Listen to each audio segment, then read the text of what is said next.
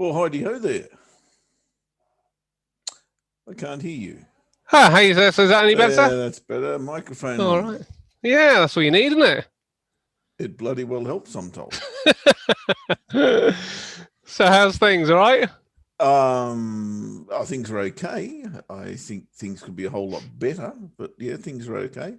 You must be Alrighty. happy. You're still long the Oh, footsie. mate, yeah. I can't be happier. Couldn't be happier. Wow, Footsie. good I man. got EasyJet up 26% today. Aston Martin up Oh, is that all? 10%. But yeah, yeah, absolutely flying at the minute, mate. It's going brilliantly. Wow, good man. Yeah. I got the Aussie. That's it. Oh well. How's she doing? Ah, Oh, yeah, she's it's doing going. well. Phil, I'm Yeah. missing out on So something though. it looks like this Pfizer news has really elevated things, isn't it? Yeah, the FTSE is absolutely fly. I mean, I don't know what I'm currently up on the FTSE. I will double check, but what are we It at? must be Down good. 55.40. I got in. I'm currently up 600, nearly 700 pips on that one. Good Which for an job, mate. index, I mean, that's up 11% in itself from where I picked it up. So Awesome. I'm having a great day, mate. And it's one of those things that there's no way I could have predicted this. This is just pure fortune that I'm in the markets, and the numbers suggested to me that we were going higher, and that's something, isn't it? But I certainly wasn't. I wasn't expecting a release of a vaccine like this. Now, the one thing about this is that I have got a hedge on the Nasdaq for a short, which is just retracing a little bit. But actually, with the Nasdaq, I'd quite like to add to it because I think if anything is going to suffer here, it will be that as an index. If we're thinking about what's happened, and obviously the reasons that EasyJet are doing so well is self-evident, really. Those travel stocks are doing very, very well at the minute. I mean, some of them I haven't even got the best. The Rolls-Royce are up almost 50% on the day. Friend of mine was talking about Rolls-Royce over the weekend. I don't think he managed to get into them before the market opened up this morning, which is a shame because yeah, they're up 50% on the day. We've got pretty much every single stock in the FTSE 100 is higher. There's about 15 to the downside right now. International Consolidated Airlines up 30% on the day, but then EasyJet slips in quite nicely. Taylor Wimpey also house building stock is doing very well, and I was watching Taylor Wimpey actually earlier on because Taylor Wimpey was a stock that I'm quite interested in picking up, and I was looking for that one to come back a bit so I could pick it up. But now we've had this vaccine announcement. Maybe that doesn't come back. There's a big gap in the market right now. That's What for is the sure. announcement, by the way? I'm completely in the So dark. Pfizer have got a vaccine that is in the offing, which is I think 90% proof. They said the vaccine is more than 90% effective. So it looks like that's the main driver right now.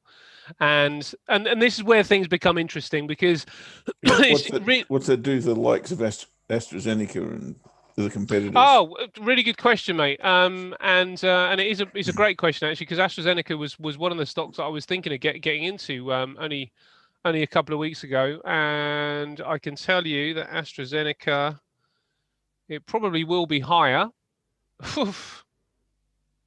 They're lower. That's what I'm saying. Yeah.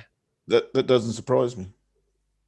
No, interesting, isn't it? And that's why healthcare is a very, very difficult one. If you were punting on a healthcare stock for to see which one was going to get the vaccine contract, then very, very difficult. And I think the only way to do it really was to buy everything. And hope that you picked, you hope that something that you had in there was in there somewhere. I think I that's can a tell bit you that. like the Australian government have bought just about everything. Yeah. Well, and I suppose there's no major shock with that, is it? Let me tell you how Pfizer are doing. Pfizer currently up by. Oh, Pfizer's closed because it's a New York. It's a New York stock, so that is going to be a fascinating one. I would have thought that they would potentially double in price. Pfizer, every chance that they fly. They're currently at 36. Well, maybe not double in price. Actually, that would take them way beyond the highs.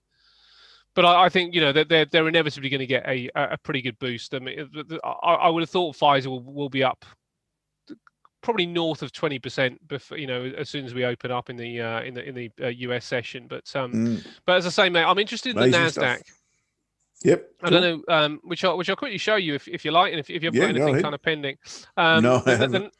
The Nasdaq is interesting to me, and I think that if any equity market is going to do poorly, it will be the Nasdaq. As I say, I've got a hedge on the Nasdaq, which I am keeping on, but this is really about picking the right price. On the Nasdaq, and I've it's had a pretty good boost off, boost off the lows down here, which would suggest that the Nasdaq doesn't look like a short at all.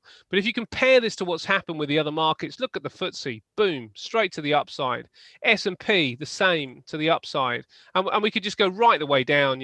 All of them. There's the Aussie 200. I'm not seeing the charts. Oh, sorry, mate. That's my fault. Let's do that. There we go.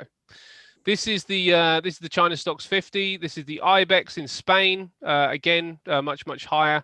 There's the Euro Stocks 50, but and I could go down the list, but they're all going to look the same. There's the FTSE, there's the S&P, but look at the Nasdaq, and I think this one is the interesting one. And if anybody wants to do a hedge, then the Nasdaq looks like a good choice. Look what happened to it. And it's kind of sensible in some respects that the Nasdaq would weaken, because if we think about a lot of the drivers for a lot of the stocks in the Nasdaq, not all of them, but a lot of the stocks in the Nasdaq have been about stay at home. The likes of, if you like, eBay, Zoom, the likes of Netflix. All of these stocks have effectively had a boost from the fact that there wasn't a vaccine, and staying at home was going to boost some of the profits in this particular index. And the Nasdaq, when we look at it, it's incredibly overvalued. The US stock exchange, generally speaking, is way overvalued. It's around, the CAPE ratio is stupidly high. And if we look at the Nasdaq on a monthly chart, this is where it was before COVID. And anybody expecting the Nasdaq to continue rising, which to be fair, I was starting to question it, might start getting a bit of a shock now, because the Nasdaq, look at these bars that we had. So this is last month's bar, and this is the September bar. So both fairly weak bars there. Do we end up with a down November? And there's a possibility that happens, even though we are in a seasonal period where we should see some upside in all stocks, in all equities. The Nasdaq may be, because of its overvaluation, may well be one of the ones that suffer. Now I'm just trying to pick the right price here. What I'd quite like is this high here. So I'm looking for around about another 1% run in the Nasdaq to the upside before I get it. Let me just mark it off, and then we will see what that looks like on the chart on an intraday level. Yeah, around about there. Now here isn't too bad. That is basically the opening price of the day, and it wouldn't be a bad point to get in. Let's see if that's possible here. Doesn't look too bad, does it? To start kind of to start scaling in. That's 100 pips up. Whew. Let me see whether that's going to be worth it.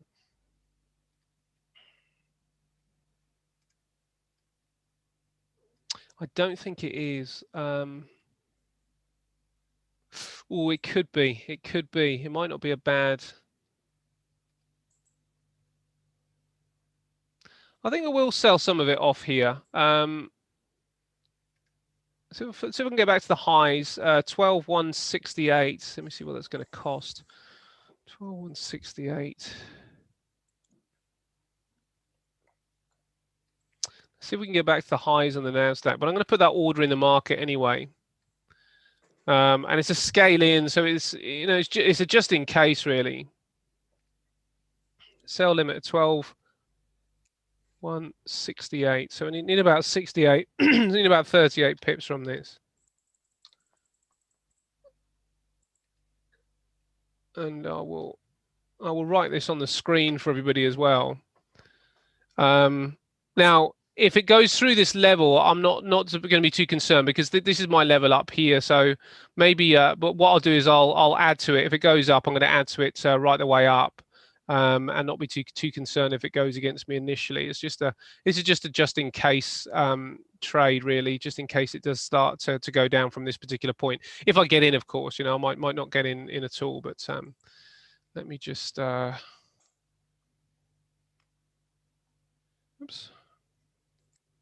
I'm just going to make sure we've got the pen calibrated here. It should be on 3s. Nope. And then I'll write these up for everybody. Not 3s, maybe it's 4.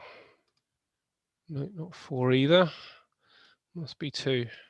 Too many screens, Geoff. That's the problem. Yeah, it can confuse you at times. And yeah, with Zoom, you have to select them sometimes. Wolf. There we go. 1, 2, 3, 4. We're okay. So we got a NASDAQ on a short.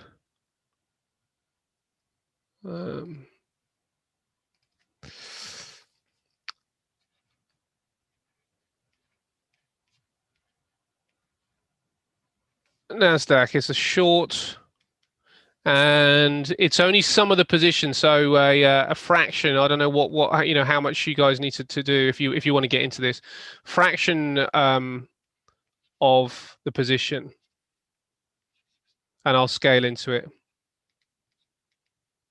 and it's going to be at 12,168.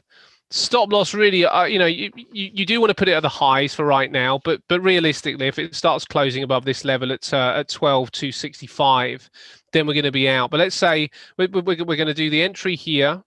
I am going to re-enter on this level, but it will also become a kind of soft stop loss at 12,268. So it's going to be a scaling scenario where I'll go in potentially twice. There's a 2-trade piece of room here now. With a hard stop, you can put it up here, but with the knowledge that if it starts closing above this level, then you do want to get out. There's no point in holding on to it. So that's the way I'll treat it. I'll put the hard stop at the highs, which I will write up for you now.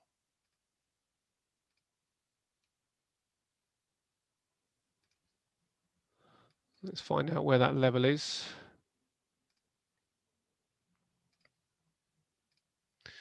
Looks at 12,390. Yeah, let's put it at 12,368. Is that going to be enough room?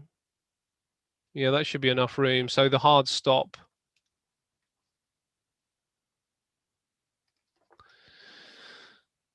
Hard stop loss at 12,368. So that should give us enough room to do our thing, I would have thought. So that's the plan there, mate. That's what we're doing. And we'll see how we get on. Right, bud. That sounds fair to me. And the reason it sounds fair to me is if it was prepared to go up and up and up based on, as you say, the stay-at-home play. Yeah. Then if this is the real deal in terms of, okay, we're thinking containing. Well, in fact, we're thinking defeating the virus now, aren't we? Or I don't know what the word is when you find a containment tool, I suppose. Well, I suppose it is a containment tool, and I think it would be. You can tell by the way that the market has reacted that it really likes it really likes the play that the vaccine is probably going to get us back to some kind of normality, because the fact that travel is that way, yeah. It's reacting that way, yeah. The fact that travel's going up so heavily at this particular stage, and I think that's probably been the main area of disruption, would suggest that people from this are looking for some sort of normality. Now we certainly don't have any further detail as yet on the Pfizer vaccine. So maybe the Pfizer vaccine needs to maybe the story needs to unfold a little bit more. In fact, it does need to unfold a little bit more. Of course, it does. So we should hear more over the course of over the course of the day, I would suspect, and then we'll see, how things do start to react. Right, we should be triggered into the Nasdaq now. So we're short on our first position on the Nasdaq. Let's see if this is the turning point on the Nasdaq. It's at 12,168. And if it's not, then we'll get in a little bit higher, but it may well be. It might not be able to climb any higher than this. I think the Nasdaq is always a dangerous short. That's the one sort of thing with this. It's the most dangerous short really of all equities right now, but it doesn't appear that way at this stage. It looks to me like the Nasdaq could be the safest one that we can get, could be the safest short that we're likely to get a hold of. I just think that there will be some disruption, and if there was disruption before on the travel side, then there could be some disruption on the internet side, and things like Ocado. Ocado, the food delivery stock as well, they've also suffered off the back of this news. That there's many of them that aren't doing too well at all off the back of this news. Insurance isn't doing too well off the back of this news. Some life insurance companies are also weakening off the back of it. Interesting about oil though. So I'm just gonna get rid of this now. It'd be flying too, wouldn't it? Yes, it absolutely is. Yeah, so I was really interested in shorting the WTI, and I had an order in this morning, which I removed because I didn't see the move to the downside that I was really looking for in the oil market, and really I was shorting the Nasdaq last week anyway, as the guys in the show would have known. I was already short the Nasdaq, and I'm still in a short on the Nasdaq on my other account. And the reason that I stuck with it at the time was because of the potential for Biden to disrupt the tech stocks. But actually, I think it was Shukri that started to say, well, hold on, because with a split house, then he may not be able to get those measures through that he thought he was going that he thought he would do. And I think Shukri was right. I think that did prove to be the case. But it was a hedge for me more than anything else. Actually, you were in that show as well. It was a hedge for me more than anything else. So I didn't really worry too much about taking the trade off. But this one's a bit of a different one. The one that I've put up here, because it is it's an out and out play. Really for the Nasdaq potentially to be a short, and it was something that Julian said over the weekend. When I was saying to him that the valuation of tech stocks is just extraordinarily overinflated and very, very high, but it's difficult to know what's going to bring it down. And he said, well, you know what, wait for the vaccine, and he's absolutely right, because the vaccine news came out, everything else started to rocket to the upside, and the Nasdaq just got a huge sell-off. So well, it makes sense. Makes perfect it does. Sense. Yeah. And WTI is obviously off the back of that news. So I was going to be short WTI because of Biden potential clean energy push.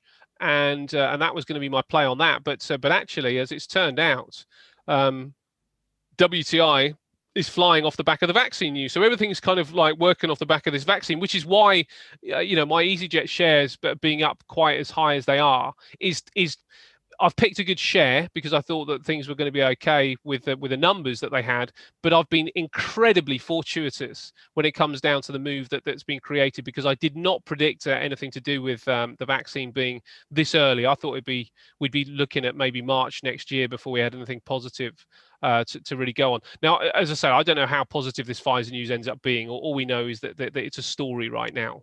So and we'll the see. market loves it, yes. And the market loves the story, yeah. So we're certainly buying on the rumor at the moment, it would appear. Yeah, absolutely, mate. The VIX is plummeting to the downside as well. So risk is well and truly off.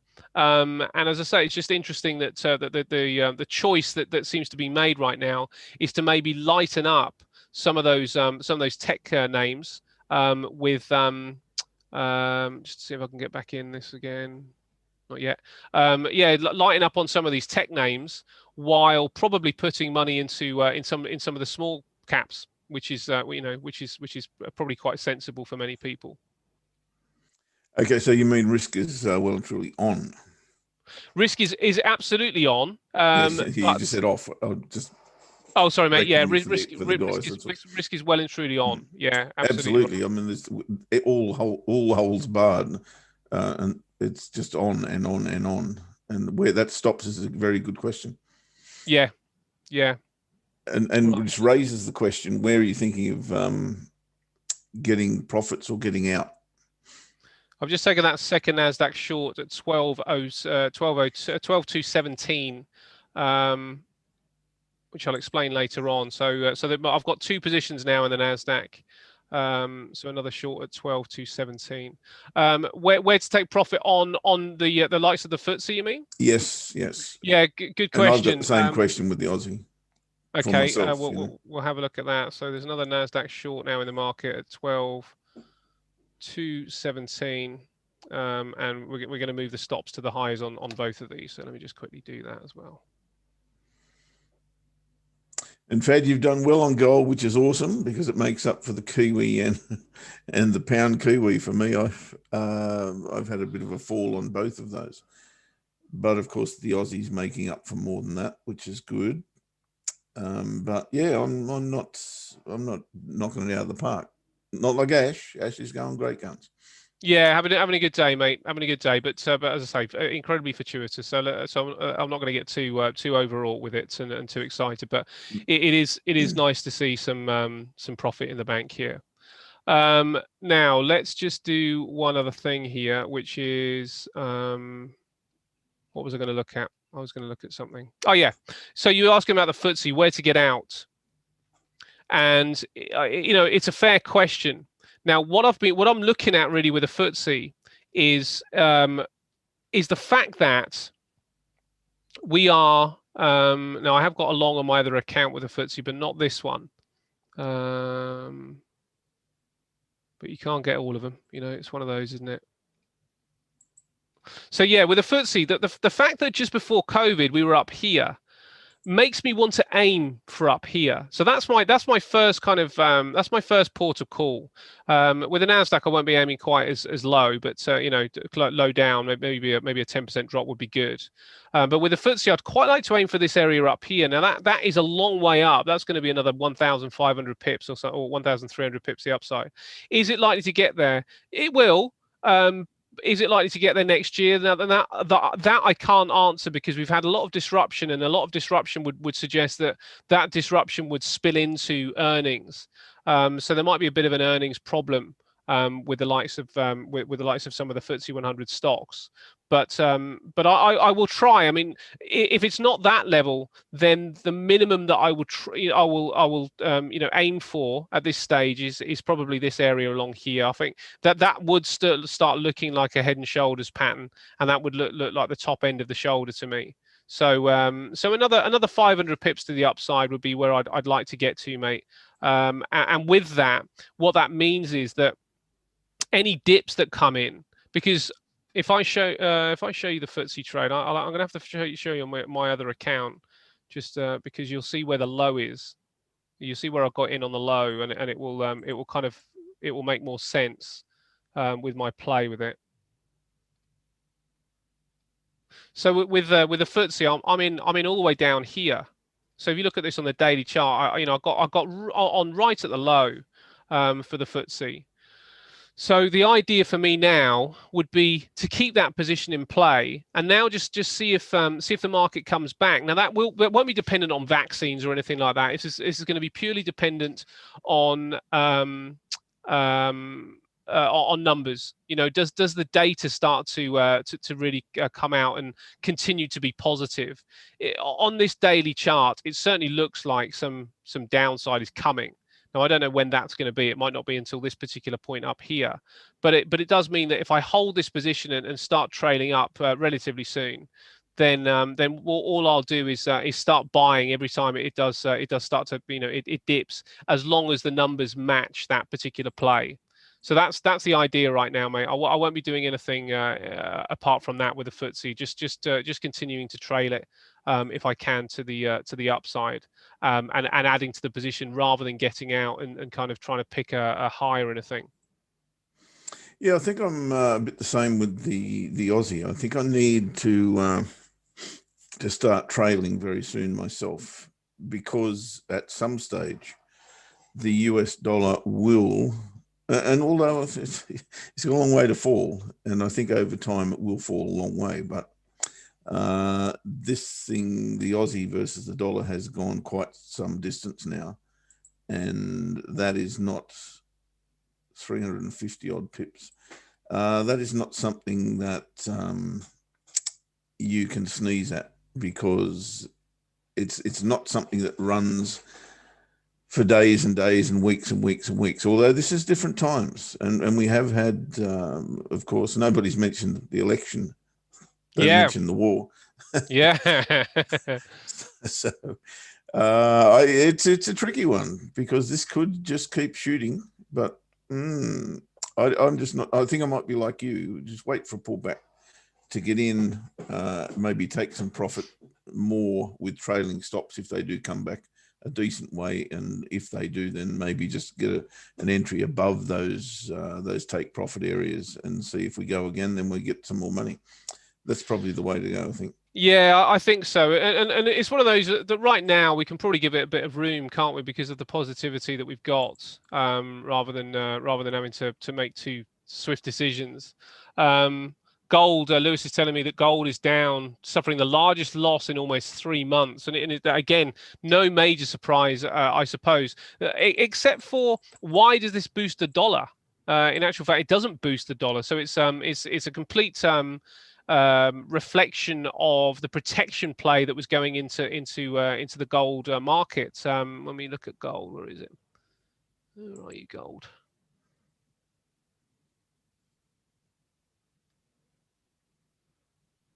Oh, here we go. This is gold. This is gold on a weekly, but look at it on a daily. Just a complete obliteration, and you know, there's no question to my mind that we do need to have gold in the portfolio. You know, I think that gold, as a hedge against inflation, is probably going to be its most useful tool. Its most useful function, but I've never really liked it up here. I've always just kind of thought it was just a little bit overinflated at these prices. So gold to come down would be really, really good. Silver to come down would be really, really good. You know, I'd quite like silver as well. I don't think silver is going to be face any better than gold. I think that gold and silver probably do weaken at this particular point. So I'd like to see gold and silver come off quite significantly, maybe back down to these levels. That's a long way down, but it could happen, you know, if this does become more about a protection play than anything else. So, so let's see if we can get gold and silver to the downside and pick that up a little bit lower, because as I say, it's gonna have its function. Gold and silver do have their function, and I just think that you know, having the function of the a hedge against inflation is probably the best way to use it, but we do need a better price. So yeah, confusing, this market today, because I came into today, and I haven't been in front of the charts all day, but I came into today thinking, okay, we've got the election over and done with. We're likely to find a direction based on that, but this is not necessarily about the election, as you keep saying. No, absolutely, which makes it tricky. Because if this emotional wave of euphoria, which it appears to be, with the complete risk-on scenario that we're seeing, once that dissipates and the buy on the rumor starts to, well, it depends on when we get confirmation, I suppose, of the vaccine and its validity. Yes. But if that doesn't happen for, let's say, a week, 2 weeks, the market will run out of steam on that emotion. And then we've got to go back to, okay, what does the election mean? So this may be a tricky week. We'll see. Yeah, I think you're right, mate. I think you're right. I think it could well be a bit of a difficult week, considering what's just happened as well. I mean, you know, the market's very rarely sustained the kind of move that we've seen for very long. And there's likely to be some volatility, and you know, I'll look for it in the Nasdaq. I mean, you know, I suppose that's the thing, isn't it? We can play. There is a way to play it. We can still kind of play it in a specific way as well. Yeah. To answer John, your question, I don't know anything about gold, to be honest. But when I look at the gold chart, we've been in a range for 3 months, and really all we've done is come off the top of that range right now. Yeah, absolutely. Which I suppose is case in point with all these charts, isn't it? You know, inevitably, ultimately, they will do what they technically should do. It's just waiting for that catalyst, and if the catalyst doesn't happen in that particular area, then it's the next area. And this is always the question between technicals and fundamentals, I suppose. You know, gold has now got a fundamental reason to move, and it had a technical area to move from. It's just whether you were lucky enough, really fortunate enough, to kind of make a play on a short goal because of the technicals, and now the fundamentals are now starting to kind of like match the really they've caught up with what the technicals were telling us anyway. But you're absolutely right, mate. Gold was in this area, and it had to hold this level. This was the breakthrough. In fact, it didn't even get there, did it? But it had to hold that level and really go beyond. That was the breakthrough level that it needed to get beyond. Sorry, that's silver, actually. But silver had to get through that level. I'm pretty sure gold did break through.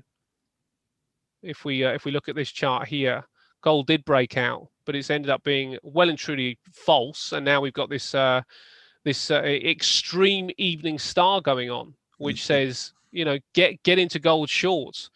If you can, and it's probably, you know, this would be a great slingshot, wouldn't it, mate? If we can get a hold here, get a hold down here today, moving back into this area, then we've got a potential trade short in gold maybe on Wednesday. You do. I'm not a gold trader, but certainly the pattern will be there. Yeah, I mean, I wouldn't want to trade it short. I've got to be honest. I want gold in the for the long side. Right. Anyway, we better crack on, mate. We better head. I believe it's 1950s week. Yes, you're back to 1950. Yeah, that's 1950s. Right. So we will bid everybody that's in the YouTube show adieu, and we will see you tomorrow. See you tomorrow. Geoff will see you tomorrow, actually, and I will see you on Wednesday, I believe. Might be the other way around this week. Other way around this week, is it? I believe so. Yes, it is, because I'm with Shukri. Yes, you're absolutely right. Okay, no worries. All right, guys. See you tomorrow.